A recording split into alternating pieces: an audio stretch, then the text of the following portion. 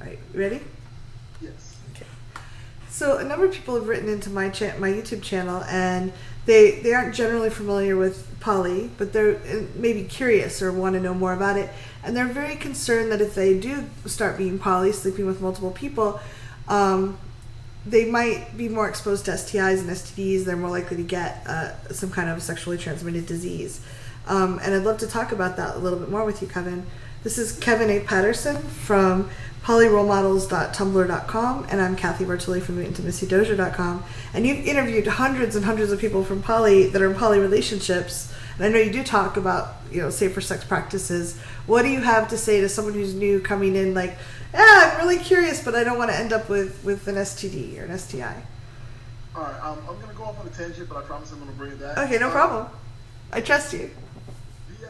So an issue that I have with monogamy, and it's like really the only issue that I have with monogamy, is that it's set up as such a default setting that people aren't having conversations about it. Like, people aren't figuring out, people aren't talking about, like, what do you want out of this relationship?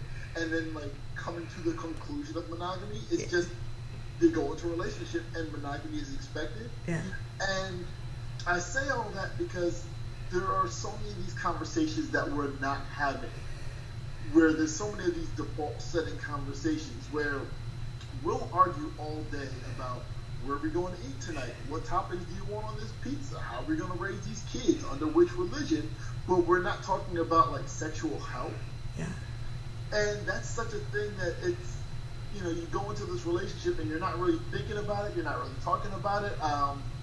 The singer Usher recently had an issue where I don't know the details, so I don't know, like, allegedly he might have infected someone with herpes. Oh. And a lot of the commentary I heard was, well, who really even talks about these things? People don't in general. Yeah, but polyamorous people do a lot of the time.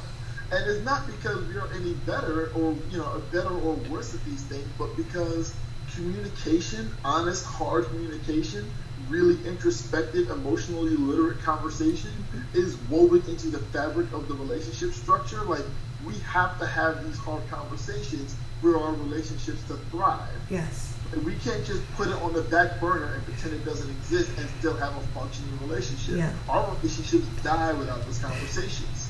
And one of those conversations is about sexual health. Who are you sleeping with?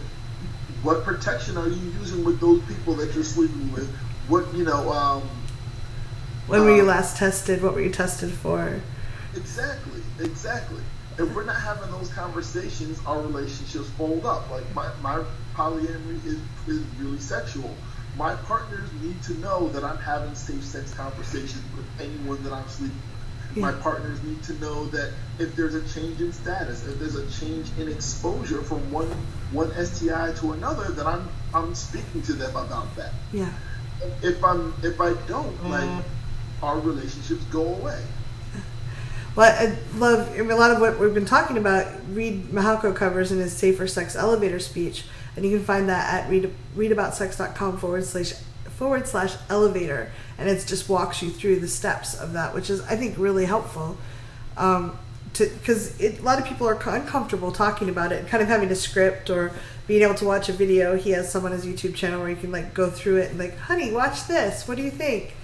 But I agree. I know that people who get tested regularly, there's statistics showing that their incidence of STIs and STDs is much lower than the general population. Where when I was dating monogamous people, a lot of times I'd ask, have you been tested? And they're like, no, I know I'm fine.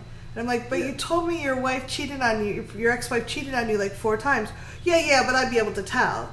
And I'm like, unless the paperwork says that, I'm not feeling really comfortable.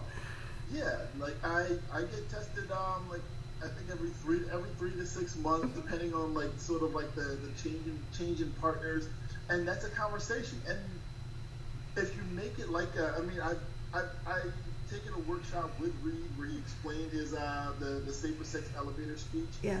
And if you're proactive, it builds confidence, it builds trust with your partners. Yeah. There are ways to do it where it's very low investment, it's very low pressure, low stress.